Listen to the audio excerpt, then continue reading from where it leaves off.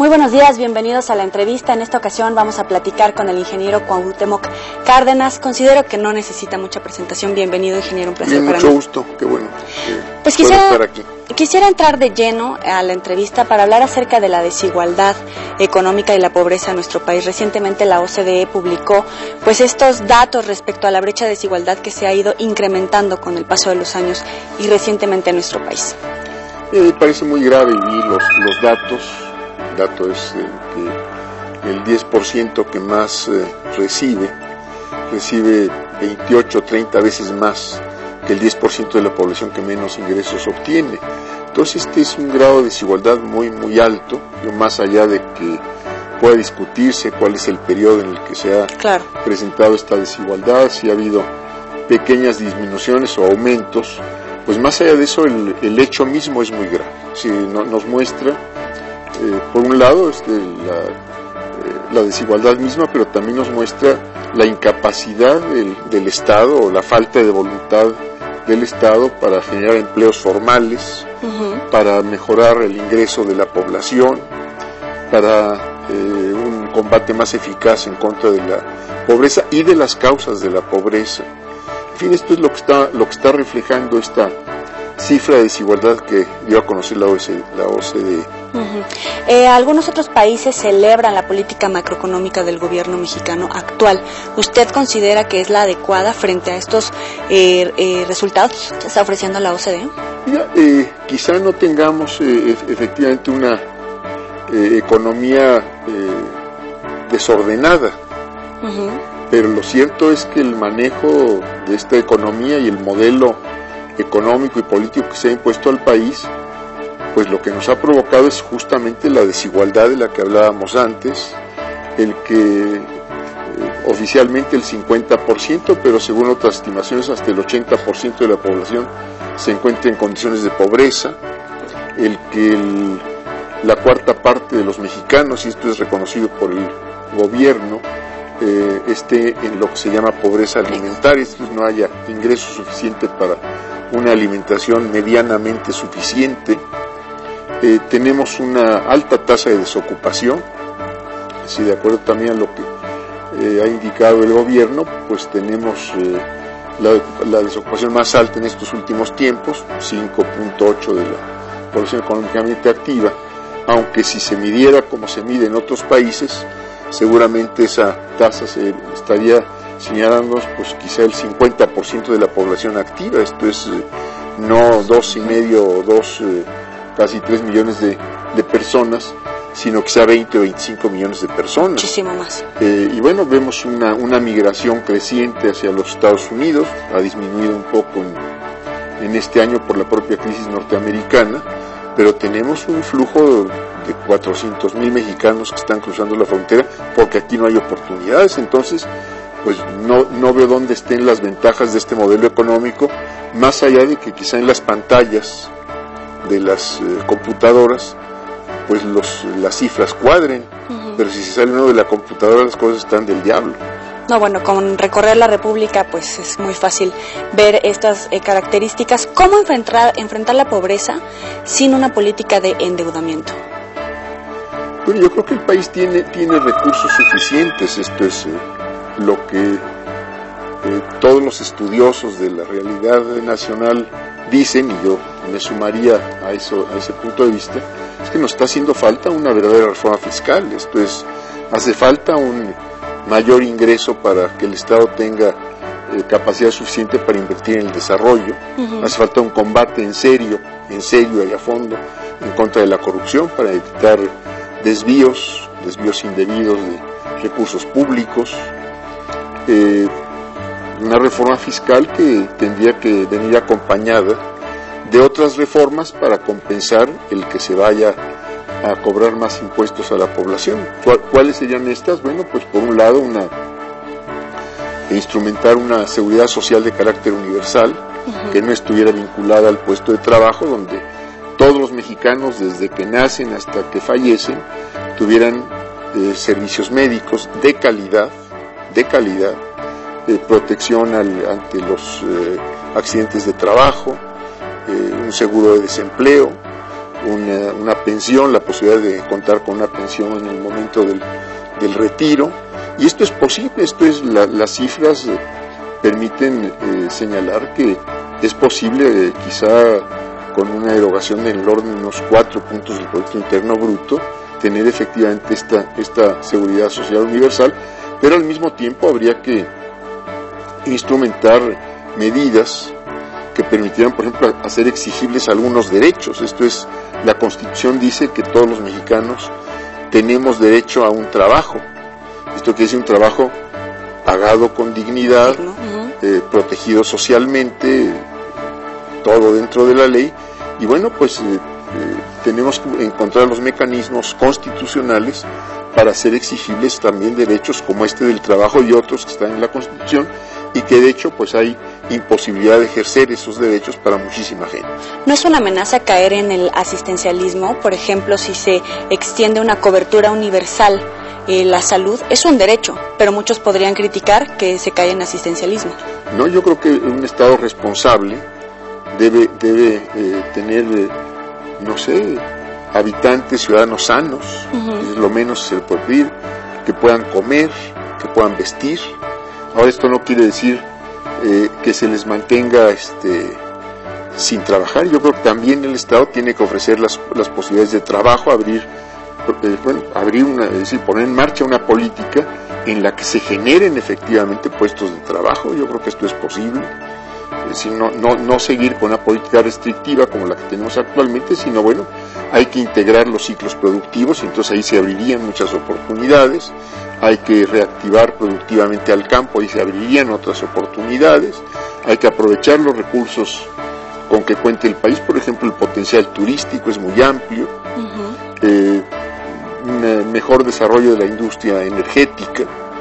Bueno, si nos vamos, que en vez de estar exportando petróleo crudo, lo industrializáramos, bueno, pues ahí estaríamos creando fábricas, una cantidad de plantas petroquímicas que nos permitirán en muchas regiones del país efectivamente crear los empleos que la población está reclamando. ¿Y cómo controlar a los sindicatos, por ejemplo el de Pemex?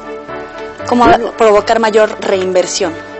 Bueno, el sindicato no tiene que ver con la política de inversión.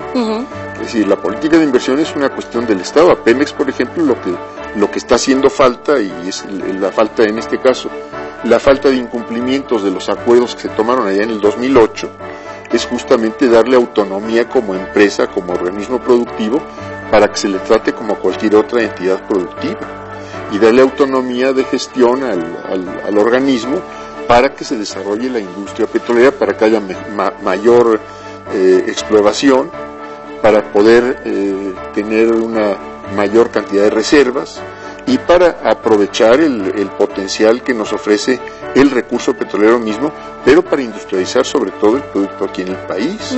Entonces esto es lo que está haciendo falta. En el caso del sindicato, si hay violaciones a la ley, si hay atropellos de los derechos de los trabajadores, pues la autoridad tiene la obligación de imponer el respeto a la ley, y si alguien tiene que ser sancionado, pues que se le sancione con todo el rigor que la ley permite. ¿Qué pasa, por ejemplo, cambiando de tema, la Organización de los Estados Americanos menciona que el dinero ilícito es una amenaza para la democracia, y me parece que usted coincide con eso? Bueno, yo creo que coincidimos todos que el dinero ilícito es una amenaza contra la democracia, pero bueno, aquí estamos viendo también una estrategia fallida o insuficiente, llamémosle mejor dicho, insuficiente, para combatir a la delincuencia organizada. Esto es, no es suficiente el enfrentamiento directo.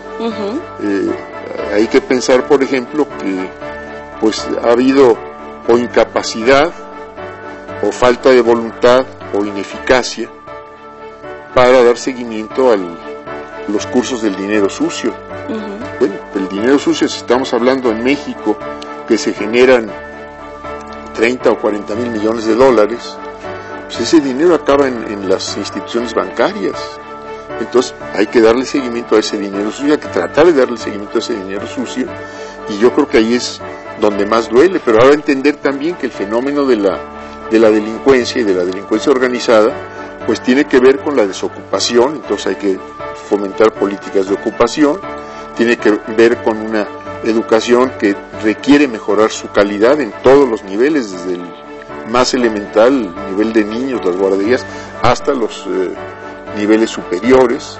En fin, hay que pensar que se requiere una mejor coordinación internacional, una exigencia por parte del gobierno de México, bueno, para que se frene el tráfico de armas de aquel lado y tener también mejores servicios aduanales, etcétera, de este lado, migratorios y aduanales, claro, sobre todo aduanales, para evitar que entren pues artículos que no debieran entrar al país, porque bien ciertamente se genera el flujo en el extranjero, pero aquí se les permite la entrada, al final de cuentas están aquí, entonces también hay una falla, hay unas puertas muy anchas para que esos materiales entren al país indebidamente. Ya vimos en la elección de Michoacán, se han comprobado algunos casos donde el dinero del narco y el crimen organizado tuvo injerencia sobre la actitud de la gente. Bueno, yo diría que esas son denuncias que han hecho algunos partidos, algunos candidatos, incluso algunos funcionarios del gobierno federal, pero a estos, sobre todo a estos últimos, a los funcionarios del gobierno federal, se les olvida que es una responsabilidad del gobierno federal combatir a la delincuencia organizada y particularmente al narcotráfico. Entonces, el narcotráfico es un delito del fuero federal. Entonces, le toca al gobierno federal tomar la iniciativa para combatir este tipo de delincuencia y, desde luego, los gobiernos estatales y municipales tienen la obligación de coadyuvar con el gobierno federal. Ahora, si algún gobierno estatal no quiere colaborar, ahí sí también que le peguen y lo sancionen, pero el fenómeno mismo tiene que ser atacado por el gobierno federal. Y si hay injerencias indebidas del crimen organizado en los procesos electorales, le corresponde en primer término al gobierno federal frenar ese tipo de injerencias. Y a los partidos políticos, a las coaliciones, ¿cómo se blindan para no tener narcocandidatos? Pues eso es muy difícil, yo no sé cómo se puedan blindar, pero el gobierno federal en todo caso tiene obligación de seguir también a los delincuentes en los contactos que hagan con la gente que no está en actividades delictivas. Partiendo de estos ejemplos, ¿podríamos ver en el 2012 un candidato a la presidencia o un presidente que haya llegado con el financiamiento y el apoyo del narco? Es una suposición, es una posibilidad. Yo quiero pensar que no se van a dar así las cosas, quien quiera que sea el candidato que gane la elección del 2012, pero entrando al terreno de las suposiciones, todo es posible. ¿Usted está a favor de que se legalicen las drogas?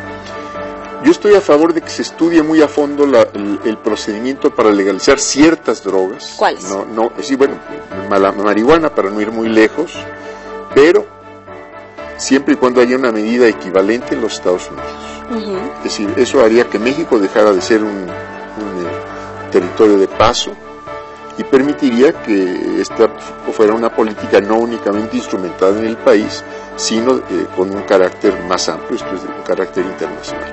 Antes de eso, pues no le vería yo mucho efecto el que aquí se legalicen si en el principal mercado y el principal consumo se sigue exigiendo el que haya producción indebida aquí para que se vaya al otro lado.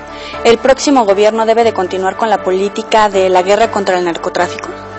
Yo creo que no, yo creo que se tiene que enfrentar la delincuencia desde luego de manera directa, combatir la delincuencia de manera directa, pero complementándola con una mejor investigación, con una mejor inteligencia, con un mejor seguimiento a los flujos sucios del dinero, con políticas sociales, es decir, involucrar en todo esto a la política de generación de empleos, de mejor educación, de oportunidades para los jóvenes, que no haya rechazados en nuestras universidades, en fin, una política también de combate a la corrupción. Es preciso sanear todos los aparatos judiciales, tanto donde se administra la justicia como donde se procura la justicia.